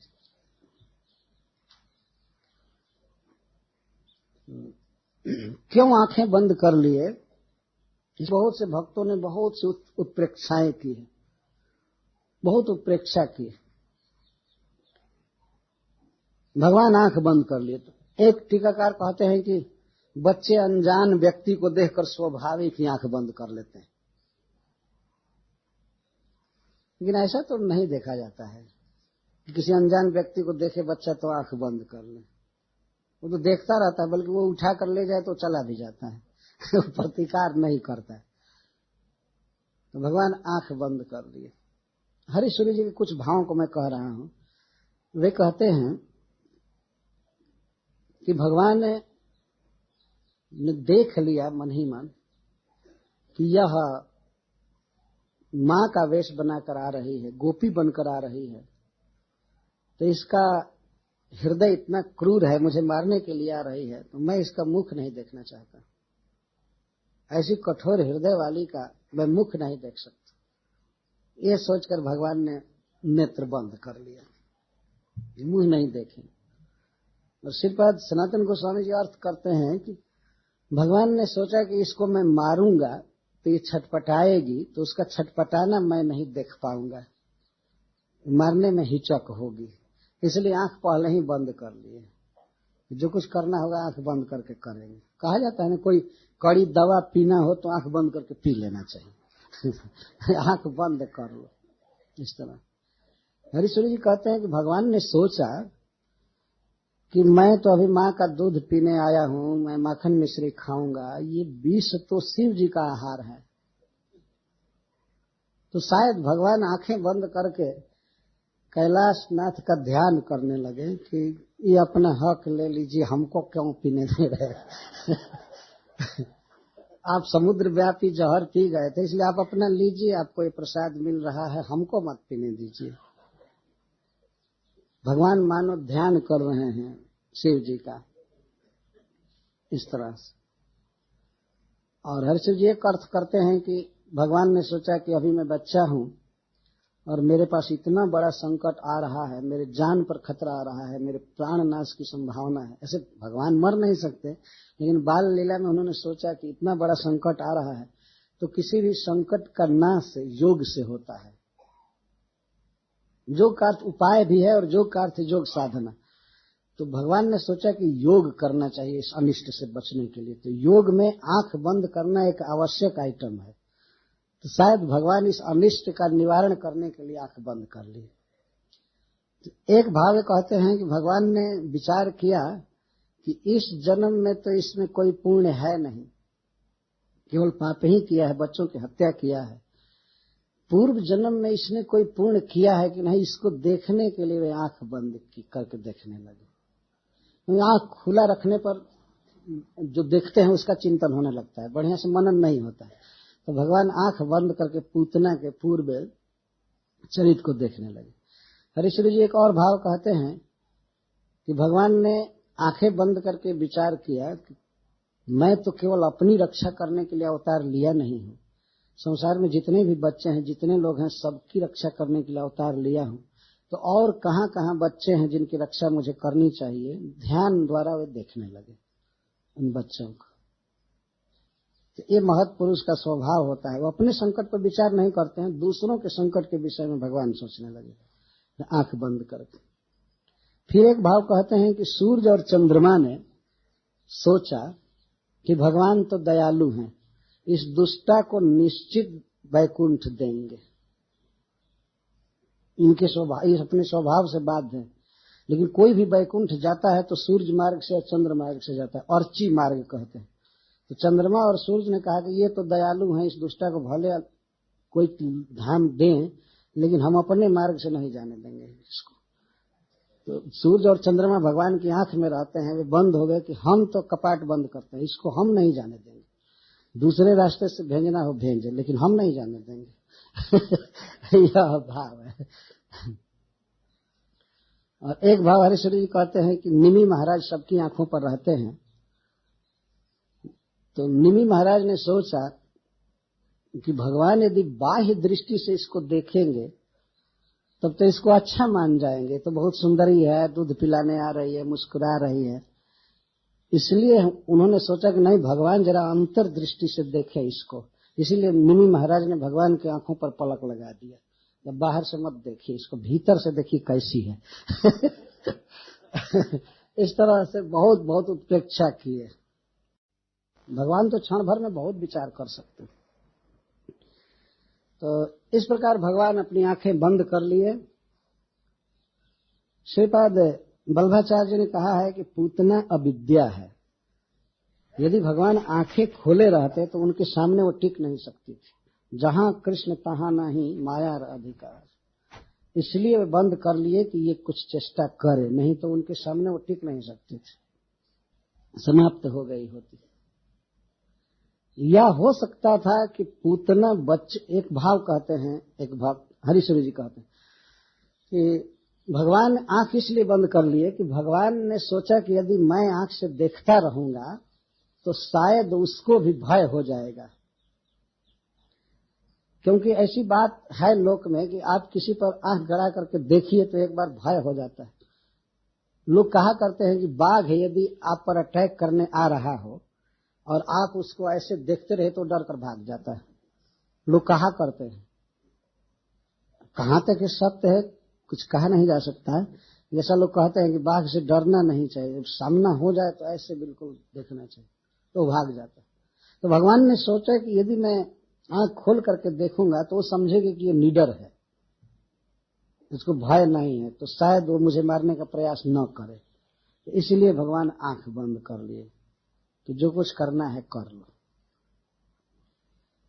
फिर हरिश्री भाव यह कहते हैं कि यह आई है दूध पिलाने मां बन करके, लेकिन इसके हृदय में काम बसा हुआ है। काम का अर्थ है इच्छा, मारने की इच्छा। तो उस पर उत्प्रेक्षा करते हैं, जब कामनी है और मां के रूप में दूध पिलाने आई है तो मैं इसके साथ क्या व्यवहार करूं। भगवान ने इसके वेश को देखना नहीं चाहा, ऐसे नहीं देखूंगा, मां बनकर आवे और कामनी का कार्य करे। तो इस तरह से जो कुछ भी हो, लेकिन मुख्य तात्पर्य यह है कि भगवान पूतना के आते ही आंखें बंद कर लिए। तो एक लीला है, एक छवि है, उसने खूब अच्छी तरह से देखा कृष्ण को। तो विबुद्धताम बालक मारिका ग्रहम, बालक मारिका ग्रहम, बच्चों की हत्या करने वाला वो ग्रह जैसा थी। तो चरा चरात्मा स मीलित क्षण, निमीलित क्षण। कृष्ण चर और अचर सबके आत्मा है, अंतर्जामी है, सबके हृदय की बात जानते हैं। तो वे प्रभु पूतना के हृदय की बात को जानकर निमीलिताक्ष, अपने दोनों नेत्र को बंद कर लिए। तो वह आई और ऐसे मां का भाव बना रहे थे, आहा कितना अच्छा बच्चा है, कितना अच्छा लाला है, और उसको उठा ली गोद में कृष्ण को। जब कहते हुए सब लोग, जब गोपियां तो सौभाग्य मान रही थी कि लक्ष्मी जी आई हैं, गोद में लेकर के, अगर केवल देख दे कृष्ण को तब भी बहुत भाग्य है बच्चे का, और उस पर भी गोद में लेकर के कुछ प्यार दिखाए तब तो कहना ही क्या, और उस पर अगर स्तन पिला दे तब तो बच्चा निहाल ही हो जाएगा। तो इस तरह से सोच रहे थे, इसलिए किसी ने रोका नहीं, और बड़े बड़े भाव, हाँ कितना अच्छा बच्चा है, कितना अच्छा लाला है, और गोद में उठा ली। अनंतम आरोपयद अंतकम, कृष्ण कैसे हैं? अनंत हैं, उनका कभी नाश नहीं हो सकता है। भगवान कभी नहीं मर सकते हैं, अंतहीन अनंत है, उनका अंत नहीं होगा। और अंत कम, और वे सबका अंत कर देते हैं। भगवान का कभी अंत नहीं हो सकता है और वे सबका अंत करते हैं। तो ऐसे अनंत को अंक में आरोपयत, अपने अंक में लिया। पूतना ने अपने गोद में ले लिया बच्चे को, ले करके पहले तो उत्तोलन की, आहा कैसा बच्चा है, कितना अच्छा लग रहा है, और फिर देखने लगी हाथ में लेकर। तो बच्चा तो अभी भी आंख बंद किया था तो आंख बंद किया, देख नहीं रहा था। पहले उत्तोलन की, फिर गोद में ली, एक कितना अच्छा है। भूख लगी होगी बच्चे को, भूख लगी होगी, तो मानो गोपियों पर देख रही है, जसोदा और रोहिणी पर देख रही। तो उन लोगों ने एक मौन अनुमति दे दिया, ठीक है पिलाओ। उनको शंका थी ही नहीं, और कहने लगे बच्चा बहुत देर तक सोया है क्या, बहुत देर तक सोया है क्या, सोए सोए इसको भूख लग गई होगी तो इसको दूध पिलाना चाहिए, ऐसा कहा नहीं उसने। और निकाली अपने कंचुकी से अपने स्तन को बाहर की, और बच्चे का मुंह ले करके और ददऊ दे दिया। बच्चा पीना नहीं है कि अपने स्तन को ददऊ, बच्चे का मुख गोद में लेकर के अपने स्तन को लगाई मुख से, इस तरह से वो कह रहे हैं। तो पहले तो गोद में लिया, तो गोद में लिया तो उस समय सुखदेव गोस्वामी भगवान के ऐश्वर्य का वर्णन करते हैं, कहते हैं कि उस तरह से पूतना ने भगवान को गोद में ले लिया जैसे कोई मूर्ख व्यक्ति भयंकर सर्प को रस्सी समझकर उठा ले। रज्जु धी जथोरगम सुप्तम अबुद्धि रज्जुधि, अबुद्धि रज्जुधि। कोई मूर्ख व्यक्ति है, सांप का स्वभाव नहीं जानता है, भयंकर विष है, वो डस देगा मर जाऊंगा, और सांप कुंडली बना करके रह रहा हो, सांप इस तरह से बैठता है, वो सीधा नहीं सोता है, सोता भी है तो अपने शरीर को कुंडली बना लेता है और सोता है। या कभी कभी अंधकार में सांप ऐसे लंबा भी पड़ा रहे तो भ्रम हो जाता है कि रस्सी पड़ी हुई है। तो कोई मूर्ख व्यक्ति जो सर्प के स्वभाव को नहीं जानता है और उसे रस्सी की आवश्यकता पड़ी और रस्सी के बदले उस सर्प को उठा ले तो वो तो मरेगा तो उस तरह से उस पूतना ने उठा लिया उस बच्चे को गोद में। एक प्रश्न श्रीपाद हरीश्वरी जी ने उठाया है कि भगवान जब पूतना के गोद में आए तो अभी भी उसको पी नहीं रहे। भगवान ने सोचा कि अभी भी इसको मारना नहीं चाहिए। ठीक है, उठा लिया, प्यार कर रही, सब कर रही है, मैं नहीं पीऊंगा। ऐसे वो अपने से नहीं पी रहे थे, लेकिन बच्चों का स्वभाव होता है, अगर वो किसी की गोद में आते हैं, खास करके माँ के गोद में आते हैं, तो पीने की चेष्टा करते हैं। स्वयं ही उनका आहार भगवान ने बनाया है माँ के स्तन में, तो वे अभ्यस्त होते हैं और माँ के स्तनों को पकड़कर पीने लगते हैं। लेकिन भगवान गोद में आए तो वैसे ही समाधिस्थ जैसे वो सोए थे और वो जगाने का प्रयास कर रही थी, ऐसा उत्तोलन कर रही थी, जैसे स्त्रियां बच्चों को प्यार दुलार करती हैं वैसे वो कर रही थी। लेकिन उसने तो इस पर एक प्रश्न होता है कि रोहिणी और जसोदा ने क्यों नहीं रोका। मानो महाराज परीक्षित पूछ दे सुखदेव गोस्वामी से। ठीक है, भगवान की भयंकरता का भी वर्णन सुखदेव गोस्वामी कर रहे हैं, वो सर्प के समान थे और पूतना उन्हें रस्सी समझकर उठा रही थी, तो कोई भय की बात नहीं है। लेकिन फिर भी महाराज परीक्षित भयभीत हो रहे थे, तो वे कहते हैं कि जसोदा और रोहिणी ने क्यों नहीं मना किया। तब वे कहते हैं ताम तीक्ष्ण चीतम अतिवाम चेष्टिता, उसका हृदय तलवार के धार के समान तीखा था, लेकिन अति वाम चेष्टिता, उसकी जो चेष्टा थी अति अनुकूल थी, अति सुंदर थी। इसलिए भिक्षांतरा कोष परिच्छदासवत, वो ऐसे थी घर में आई हुई, इतनी सुंदरी थी, इस तरह से थी जैसे मखमल से बनाए हुए कोष में, म्यान में कोई तीक्ष्ण तलवार रखी गई है। तो भीतर तलवार है, भीतर खड्ग है और ऊपर बहुत बढ़िया परिच्छद है, कोष है, तो कोई तलवार के धार को क्या देखेगा, तो कोष को देख रहा। तो माँ जसोदा और रोहिणी जी केवल उसके सौंदर्य और हाव भाव से इतना मुग्ध हो गई थी कि उसके तीक्ष्ण चित्त को समझ नहीं रहे थे। ताम तीक्ष्ण चित्तम अतिवाम चेष्टितम, वाम का अर्थ मनोहर, अनुकूल, उसका व्यवहार बहुत अनुकूल था।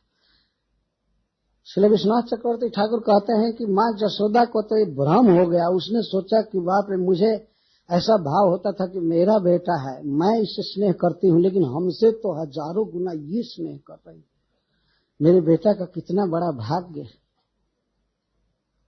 अपना मातृत्व भाव गल गया, वो सोचे कि मैं तो कुछ भी बच्चे से प्रेम नहीं कर रही जितना ये देवी कर रही, जितना ये कर रही, तो रोके क्यों।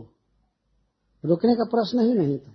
वरस्त्रियम तत्प्रभया च धर्षित, वरस्त्रियम, एक तो इतनी सुंदरी थी, श्रेष्ठ स्त्री, और दूसरे तत्प्रभा, उसकी प्रभा क्या थी, जो मातृवत व्यवहार था यही उसकी प्रभा थी। माता जैसा बिल्कुल चेष्टा कर रही थी, ऐसा लग रहा था कि इसी ने जन्म दिया उस बच्चे को, इतना अनुकूल व्यवहार कर रही थी, इसीलिए धर्षित, वो दोनों माताएं अभिभूत हो गई और कुछ नहीं कर सकी। वरस्त्रियम तत्प्रभया च धर्षित निरीक्षमाणे जननी ह्यतिष्ठताम। सुखदेव गोस्वामी जी कहते हैं कि निरीक्षमाणे, वो दोनों माताएं देख रही थी उसकी चेष्टा को, बड़ी सुंदर चेष्टा लग रही थी उसकी, और अतिष्ठता, वो दोनों खड़ी की खड़ी रह गई, उन्होंने कुछ मना नहीं किया।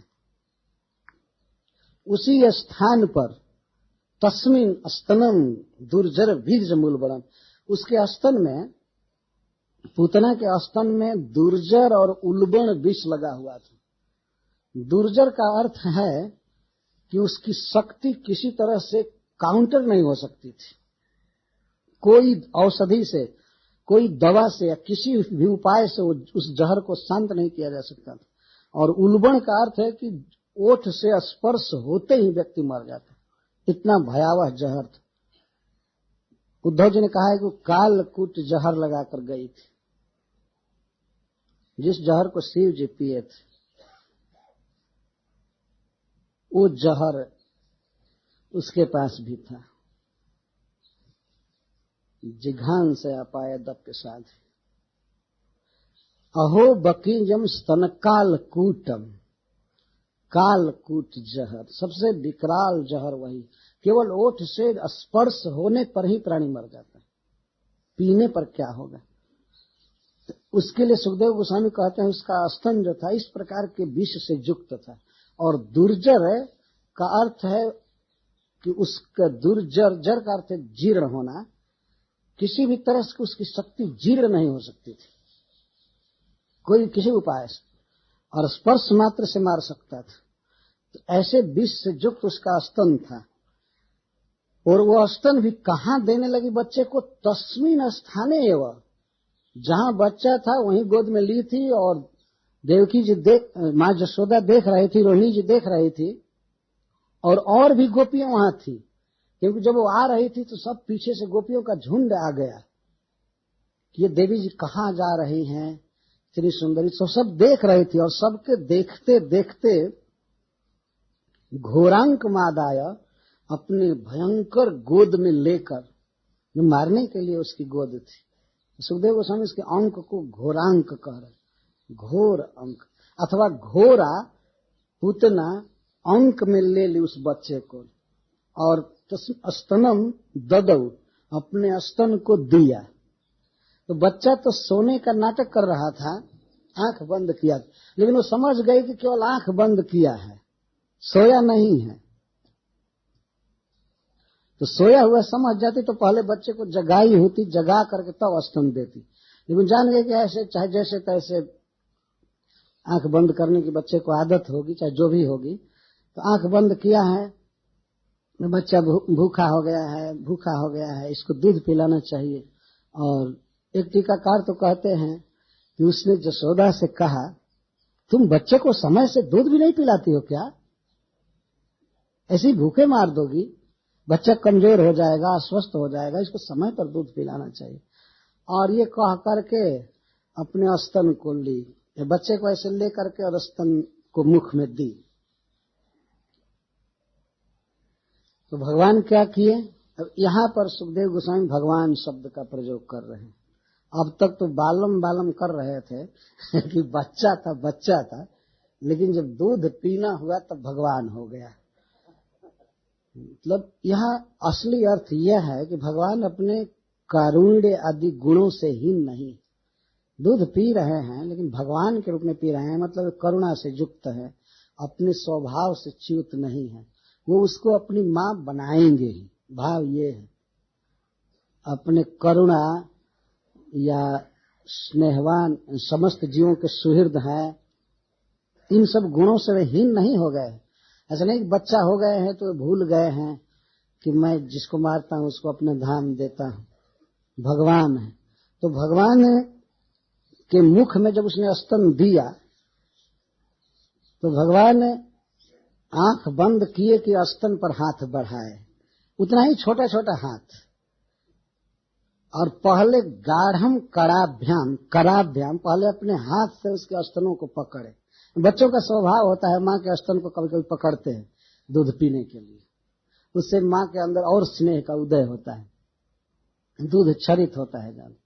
तो स्वाभाविक बाल लीला कर रहे थे, लेकिन बहुत कड़ा पकड़े, ऐसे लगा कि क्रेन पकड़ रहा है उसके स्तन को, इतना कठिन पकड़े कि छूट नहीं सके।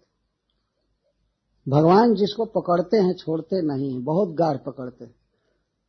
तो गाढ़म कड़ाभ्यम भगवान प्रपीड्य तत्व प्राणै समम रोष समन्वितो पिबत।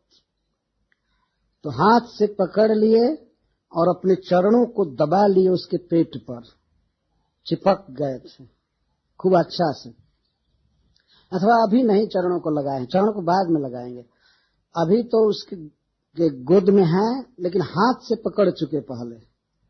भगवान मानो यह कह रहे हैं कि ठीक है पुतना, तुम आई हो अपने को देने के लिए, लेकिन अब मैं तुमको अपना बना रहा हूं, छोड़ूंगा नहीं। किसी भाग्य से इस ब्रजमंडल में आ गई हो, गोकुल में आ गई हो और मेरी मां बनकर आ गई, तो भगवान का अपना जो स्वभाव है वो किसी जीव के बैरी नहीं है, सबके सुहृद हैं। तो ये भाव उदित हो गया भगवान के मन में, तो रहता ही है लेकिन इसमें उदित हो गया। तो पकड़ लिए और पकड़ करके प्रपीड्य उसके स्तनों को दबा करके और पीने लगे। रोष समन्वितो पिबत, और प्राण ही समम, स्तन पी रहे हैं तो स्तन के साथ क्या पी रहे हैं? प्राण, इसके प्राणों को पीने लगे। तो भगवान ने ये सोचा, हरिश्री जी कहते हैं कि भगवान ने सोचा कि इसका प्राण जो है वो बड़ा खराब है, दूध तो अच्छा हो सकता है, तो इसलिए इसके प्राणों को निकाल कर इसको शुद्ध कर दूं। प्राण इसके पास बड़ा खराब है, मतलब इसका हृदय खराब है। प्राण का अर्थ कभी कभी हृदय होता है या वासना, इच्छा। तो प्राण ही समम स्तनम पपौ, पीने लगे। तो ठीक है, उसने स्तन दिया तो स्तन पीते, मतलब स्तन का दूध पीते, प्राण क्यों पीने लगे? तो उधर भी पीने में, सुखदेव गोस्वामी की भाषा देखिए, पीने में भी भगवान एक साथी बनाए हैं। दो चीज पी रहे हैं, दो चीज पी रहे हैं, प्राण पी रहे हैं और दूध पी रहे हैं। तो पीने में भी दो लगे हैं, भगवान लगे हैं, भगवान के साथ रोष लगा है। रोष समन्वितो अपिबत। हरीश्वरी जी कहते हैं कि जो रोष था वो प्राण पी रहा था, भगवान तो दूध ही पी रहे थे। वो प्राण नहीं पी रहे थे। और यहाँ रोष का अर्थ है शिव जी, उनका नाम ही है रोष। बड़े क्रोध में रहते हैं, प्रलय करते हैं। शंकर का अर्थ ही होता है जो शांत कर देते हैं सारे संसार को। एक अर्थ वे करते हैं कि भगवान पी रहे थे दूध और उनके रोष समन्वित, उनके साथ रोष थे, मतलब क्रोध है, मूर्तिमान क्रोध, वो प्राण पी रहे थे। तो दोनों पी रहे थे। भगवान कभी भी प्राण नहीं लिए पुतना का, वो मर गई तो रोष पी रहा था।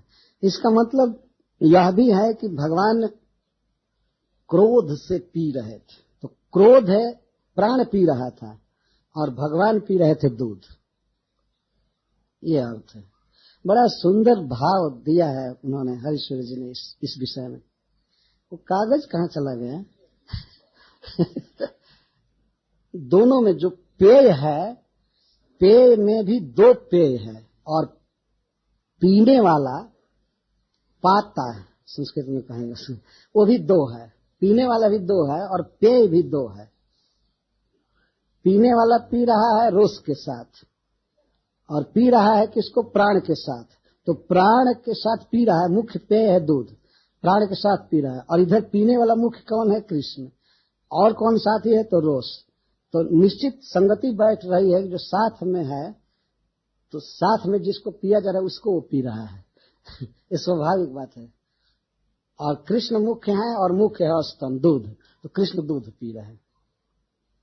जब पीने लगे तो गाढ़म कड़ाभ्याम भगवान प्रपीड्य तत्प्राण समम रोष समन्वितो पिबत। जब पीने लगे इतनी पीड़ा हुई वो दबाने से, ये तो ओठों से भी दबा रहे थे, क्रोध में हो गए थे भगवान।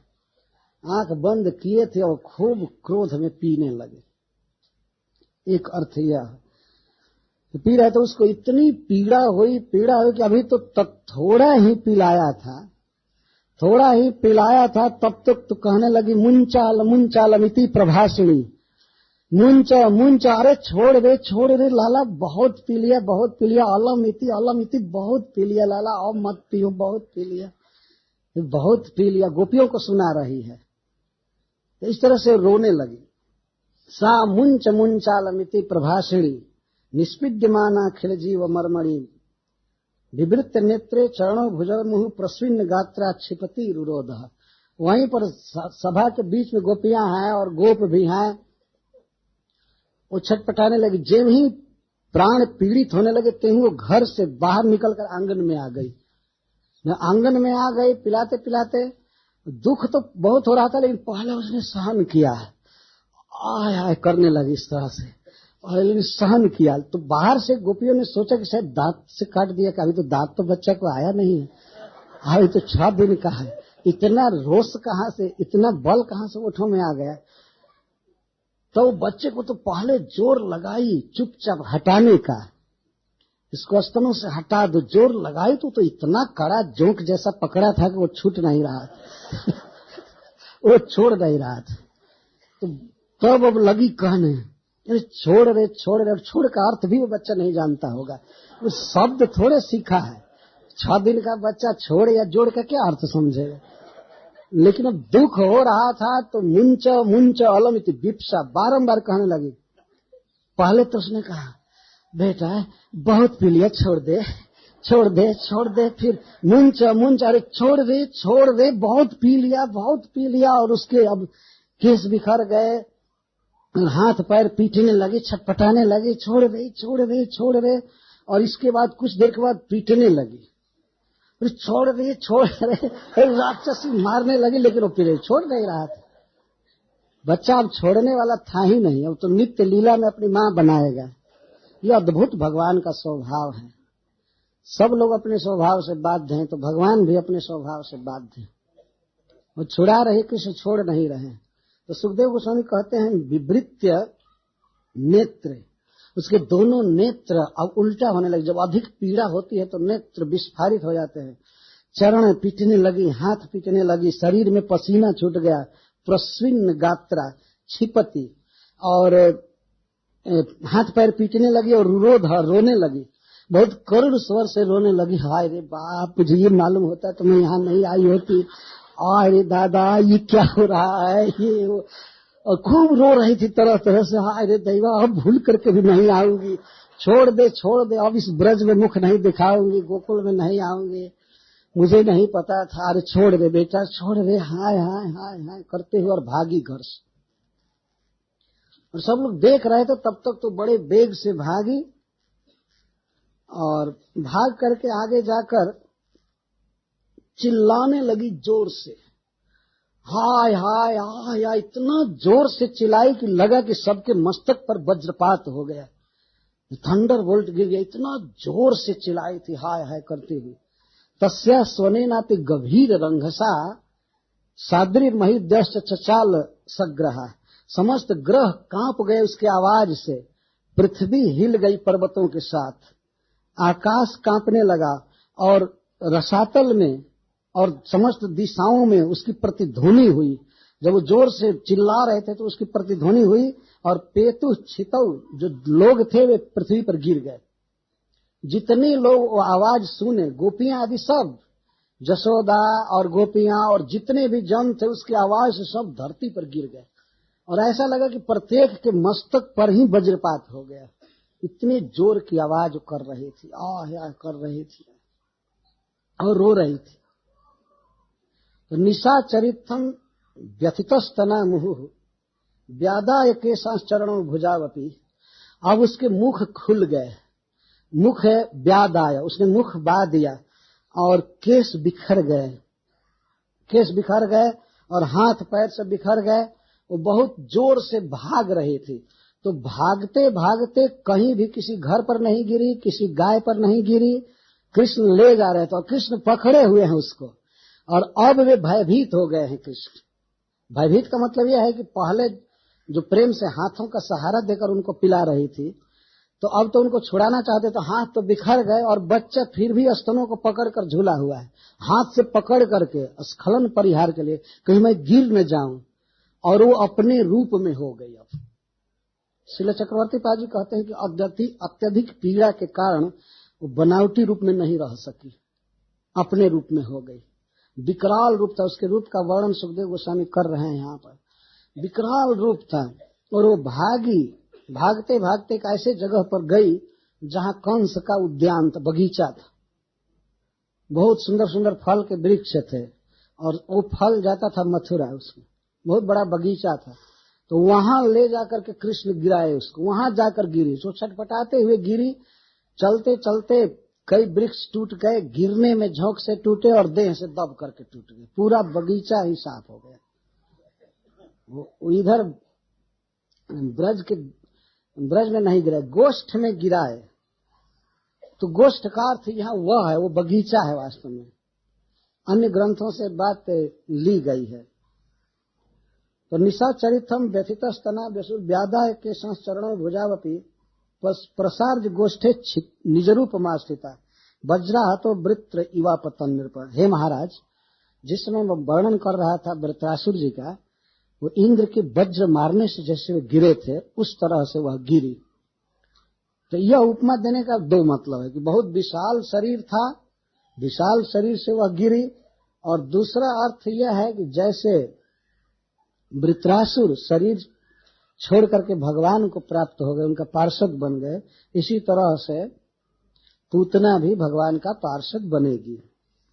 पार्षद क्या, भगवान का मां बनेगी, नित्य दूध पिएंगे, यह भाव व्यक्त कर रहे हैं। तो वृत्रासुर बहुत बड़े शरीर वाले थे, वे गिरे थे, तो इस तरह से वो गिरी। कई बार सुखदेव गोस्वामी ये उदाहरण दिए हैं वृत्रासुर के गिरने का।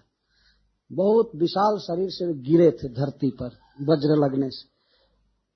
वज्राहतो वृत्र इव अपतत। इसके बाद श्रीपाद सनातन गोस्वामी कहते हैं कि जब जीवित थी तो बहुत लोगों का वध की, लेकिन मरने पर भी उसका देह 6 कोस के वृक्षों को चूर्ण कर दिया। मरा हुआ देह जब गिरा तो 6 कोस के अंदर के 12 माइल के अंदर के जो वृक्ष थे सब चूर्णया मास राजेंद्र तदासित महदद्भुतम महदादित तदद्भुतम पतमानोपि तद्देह। गिरते गिरते उसके देह ने 6 कोस के त्रिगवी के वृक्षों को चूर्णया मास चूर्ण बना दिया, मतलब खंड खंड कर दिया। ऐसा नहीं समझना चाहिए कि त्रिफला चूर्ण जैसा धूर बना दिया, खंड खंड कर दिया, तोड़ दिया सब। और इस शरीर को जलाने के लिए लकड़ियों की भी जरूरत पड़ेगी, तो उसने अच्छा काम किया, वो जलाई जाएगी। जब पूतना का देह जलाया गया तो अगुरु की सुगंध निकली थी, दिव्य सुगंध चारों तरफ। भगवान उसका स्तन पिए थे। ये कथा तो कल शाम को आएगी कि भगवान ने उसका स्तन पिया तो उसके देह से अगुरु की गंध निकली थी। या कोई भी कितनी भी भक्ति कर रहा हो, मरेगा तो चिराए तक गंध आएगी, चिता की सुगंध थोड़े निकल सकती है। ये पूतना के देह से दिव्य अगुरु की सुगंध निकली थी। इधर जो अगरबत्ती बनती है इसमें अगुरु नहीं होता है बिल्कुल, वो तो गोबर होता है, उसमें सेंट पेंट डाल करके और जलाते हैं, कहता अगरबत्ती हो गई। इसलिए अंग्रेजी में ठीक कहते हैं इंसेंस, अगुरु नहीं कहते हैं। अगुरु बहुत ही सुगंधित होता है। हमने सुना एक भक्त बता रहे थे कि बहुत अच्छी अच्छी अगरबत्तियां चाइना से बिकती हैं, तो चाइना के लोग सूअर के मल की अगरबत्ती बनाते हैं। हम लोगों के यहाँ तो गाय का गोबर कभी कभी काम में आता है, या लकड़ी का बुरादा, जो कुछ भी। सूअर के मल का अगरबत्ती तो वो सब जगह जलाया जाता है। इन पुतना के देह से दिव्य अगुरु की सुगंध निकली थी। ये सब कथाएं बाद में आएंगी। तो गिरते हुए भी उसके शरीर ने चूर्ण कर दिया वृक्षों को। हरिश्वरी जी कहते हैं कि भगवान ने तो उसको निर्विषय कर दिया, लेकिन फिर भी उसका देह विषय में क्यों गिरा? विषय का अर्थ होता है भूमि या क्षेत्र, संस्कृत में विषय। तो कहते हैं कि जो व्यक्ति का स्वभाव होता है जीवन भर, अंत में भी वो वही रहता है।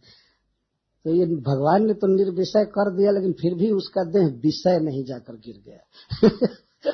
एक विनोद में अर्थ करते हैं, विषय में उसका जीवन बीता था। तो गिरे हुए देह का वर्णन कर रहे हैं। वो मर चुकी है और भगवान कृष्ण उसके मरे हुए देह पर थपथपा रहे, पीना छोड़ दिए थे, अब खेलने लगे। तो उनको कुछ भी ये भाव नहीं हो रहा था कि मैं किसी राक्षसी के देह पर हूं या बेड पर हूं, खेल रहे थे। क्रीडंतम अकुतो भयम, सुखदेव गोस्वामी ने आगे वर्णन किया। तो पूतना का देह कैसा है? ईशा मात्रोग्र द्रंष्टाश्रम, उसके खुले हुए मुख में दांत ऐसे दिखाई दे रहे थे जैसे लगता है हल था। हल लोगों ने, यहाँ के लोगों ने तो बहुत देखा होगा, हल रोज ही देखते हैं। वो टेढ़ा हल होता है, लंबी उसमें हरीश होती है, हरीश वो हल में लगा हुआ। जो एक लकड़ी होती है आगे जाती है, बैल जिसमें जुटते हैं कंधे लगा करके, जुआठ कहते हैं हम लोग उसको, और हरीश और हल। तो दांत इतने बड़े बड़े थे जैसे लगता था कि हल भीतर फिट किए गए हैं, बड़े बड़े, इतना भयावह। गिरी कंदर नासिक। अब देखिए, जो व्यक्ति हल नहीं देखा है वो क्या पूतना के शरीर को समझेगा। इसलिए भागवत को समझने के लिए गांव के लोग दक्ष हो सकते हैं। गांव में रहे हैं, देखे हैं सब दृश्य, तो वो समझ जाएंगे। हल जैसे उसके दांत थे। शहर में तो हल चलाते हुए देख नहीं सकते। और गिरी कंदर नासिकम, उसकी नासिका के छेद इतने बड़े बड़े थे कि लगता था कि पर्वत की गुफा का छेद है। पर्वत की भारी भारी गुफाएं हैं, 2 गुफाएं। और गंड शैलस्तनम रौद्रम, और उसके स्तन इतने बड़े बड़े, वो सारी सुंदरता अब समाप्त हो गई थी, अपने असली रूप में हो गई थी। हरिश्चंद्र जी ने इस पर भी उत्प्रेक्षा किया है कि वो अपने रूप में क्यों हो गई, क्यों नकली रूप छूट गया। तो ये कहते हैं कि भगवान जिसका स्तन पिए और वो अपने आत्म स्वरूप में नहीं हो जाएगा, स्वरूप की प्राप्ति तो हो ही जाएगी। जीव अपने स्वरूप में आ जाता है जब भगवान का स्पर्श मिलता है। नकली रूप छूट गया था, अब असली रूप में हो गई थी। तो उसके स्तन का साइज बता रहे हैं सुखदेव गोस्वामी की, बड़े बड़े पर्वत के चट्टान जैसे, विशाल चट्टान जैसे 2 स्तन थे, बड़े भयानक। और प्रकीर्ण अरुण मूर्धजम, प्रकीर्ण अरुण अंग में तो उसके लाल लाल केस हो गए। और जब सुंदरी बनकर गई थी तो काले काले केस थे, बहुत सुंदर। अपने स्वरूप में हो गई तो तांबे के तार के समान लंबे लंबे केस थे, सब बिखरे थे। उसके केसों के झटका से कितने वृक्ष टूट गए थे, इस तरह से उसके केस थे, कुछ हाथ से टूटे थे। एक बार मैं कथा कह रहा था अभी हाल में ही, तो एक भक्त हमसे पूछा कि महाराज उसका शरीर 6 कोस में था कि झटका से 6 कोस का वृक्ष टूट गया था। तो मैंने ध्यान दिया, ये बहुत अच्छा प्रश्न कर रहा है। वास्तव में जो वृक्ष टूटे थे उसके में से झटके से 6 कोस के टूट गए थे, लेकिन 6 कोस में फैला हुआ उसका शरीर नहीं था, कुछ कम था, लेकिन इस तरह से टूटे हुए थे। तो केसों के झटक से बहुत वृक्ष टूटे थे, और हाथों से केस लंबे लंबे थे, बहुत दूर में तोड़े थे। तो इनको कहते प्रकीर्ण, बाल बिखरे थे, अंधकूप गंभीराक्षी, आंखें धस गई थी, विकराल आंखें। और आंखों का साइज सुखदेव गोस्वामी देख रहे हैं, लगता है कि मरने के बाद वहां जा करके झांक रहे हैं सुखदेव जी। देख देख कर वर्णन करते हैं। तो अंधकूप गंभीराक्षम, उसकी जो दोनों आंखें थी वे गंभीर अंधकार से भरे हुए कुएं के समान थी, बहुत विशाल विशाल कुआं, 2 आंखें थी। और पुलिना आरोह भीषण, सबसे भयावह जो उसका अंग था उसका आरोह, उसकी जांघ थी, वो तो नदी के विशाल तट के समान दिखाई दे रही थी, भयावह। पुलिन आरोह भीषण, भयानक लग रही थी। पूतना के मरे हुए देह का ही वर्णन सुखदेव जी उसी तरह से करते हैं भागवत में जैसे भगवान के रूप का वर्णन करते हैं। इसमें एक रहस्य है, जो कुछ भी है पूतना का मरा हुआ देह भी धन्य है, और उस देह पर भगवान अभी खेल रहे हैं। लाश बन चुकी है, लेकिन सुखदेव गोस्वामी कितना विश्वास वर्णन कर रहे हैं। लगता है सुखदेव गोस्वामी की आसक्ति है पूतना का वर्णन करने में, मरे हुए देह का वर्णन कर रहे हैं। तो अंधकूप गंभीराक्षम गंभीराक्षम पुलिनारोह भीषण और बद्ध सेतु भुजोरवंधी। इसके जो पैर फैले हुए थे और भुजाएं फैली हुई थी तो लगता था कि बहुत बड़ा बड़ा सेतु बनाया गया, बांध बनाया गया, डैम बनाए गए बड़े बड़े, ऊंचा ऊंचा, बद्ध सेतु, लंबा लंबा, इतने बड़े बड़े थे। तो संतप्त सूक्ष्म तद विक्षक गोपा गोप्य कलेवर, उसके शरीर को देखकर, विशाल शरीर को गिरा हुआ देख करके गोप और गोपी सब त्रस्त हो गए। वे लोग ये नहीं जान रहे थे कि यही बच्चा को ले गई है। पहले तो लोग समझे कोई आई थी स्त्री वो लेकर भाग गई। उन लोगों ने नहीं देखा कि अपने स्वरूप में होकर के भाग रही है। उन लोग सोचते थे कि ये कहीं दूसरी कोई औरत ले गई है कृष्ण को। और पहले तो गिरे थे, पूर्वम तो तन्नी स्वनिता भिन्न हृत कर्ण मस्तका, उसके आवाज से ही उनके कान के पर्दे फट गए। रियली पर्दे नहीं फटे थे, लेकिन सुखदेव गोस्वामी कहते हैं कि उनका कान, उनका मस्तक और हृदय फट गया उसकी आवाज से, सब गिर चुके थे। तो फट गए थे, भिन्न हो गए थे, मतलब अब फट ही चुके थे एक प्रकार से। इतने जोर की आवाज हुई तो भगवान की कृपा से वो कान और मस्तक हृदय से बच गया, नहीं तो फट चुका था उसकी आवाज से। तो शब्द देखिए सुखदेव गोस्वामी का, पूर्वम तो तन्नी स्वनिता भिन्न हृत कर्ण मस्तका। ब्रजवासी सब के कान फट गए थे, हृदय फट गए थे, मस्तक फट गए। मस्तक तो था ऐसे ही बना हुआ था, लेकिन फिर भी ऐसा लगा कि फट गया। कुछ देर के बाद जब होश हुआ, वे लोग जगे तो देखते हैं उधर विशाल नया दृश्य, ऊंचा शरीर, लंबा फैला हुआ, 6 कोस में फैला हुआ शरीर तो बहुत दूर में दिखाई देगा। तो उसको देख करके वो त्रस्त हो गए, ये क्या ब्रज में आ गया अकस्मात। और वो भी जीव, मरा हुआ शरीर दिख रहा था। तो पहले तो लोग उसके पास जा नहीं रहे, लेकिन गोपियों को एक साहस हुआ, जो मातृभाव से युक्त गोपियां थी, जब ही वह स्त्री भागी थी तेम ही उसके पीछे चली थी। यशोदा और रोहिणी तो हा कर करके वो गिर गई थी वहीं पर, बच्चे के शोक में डूब गई। लेकिन और गोपियों को इतना साहस हुआ कि वे उस पुतना के पीछे पीछे गई, और जब वह इस रूप में स्थित हो गई तो गोपियों को कोई भय नहीं हुआ, इसका ध्यान नहीं रहा। उसके ऊंचे शरीर पर दौड़ करके तो पहले हाथ से पकड़ करके जैसे तैसे हाथ की ओर से या पैर की ओर से चढ़ी उसके देह पर, और देह पर चढ़ करके देखी बच्चा खेल रहा है, ऐसे बिल्कुल मुग्ध बच्चे की तरह। कृष्ण ऐसे नहीं लेटे थे, ऐसे लेटे थे इसके देह पर, जैसे लगता था आलिंगन कर रहे हों, बड़े प्रेम से थपथपा रहे थे, अपने हाथ पैर को लगाए थे और वहीं पर, और फिर बैठ गए, खेल रहे थे। तो गोपियों ने जा करके कृष्ण को तत्काल उठा लिया और उठा करके लाई रक्षा करने लगी। फिर यशोदा और रोहिणी को सजग किया, तो यशोदा और रोहिणी के साथ बच्चे की रक्षा करने लगी। सबसे पहले वे बच्चे को लाई और गाय का पूंछ डुलाने लगी बच्चे पर। सबसे पहला रक्षा यह किया, इसे मंगल होता है। ये सीखना चाहिए, बच्चों को गाय का पूंछ फिराना चाहिए प्रतिदिन। भगवान पर भी पूंछ फिराया जाता है। चामर जो है क्या है, कि चमड़ी गाय का पूंछ है, भगवान के ऊपर भी फिराया जाता है मंगल करने के लिए। तो किसी भी गाय का पूंछ बहुत पवित्र माना जाता है।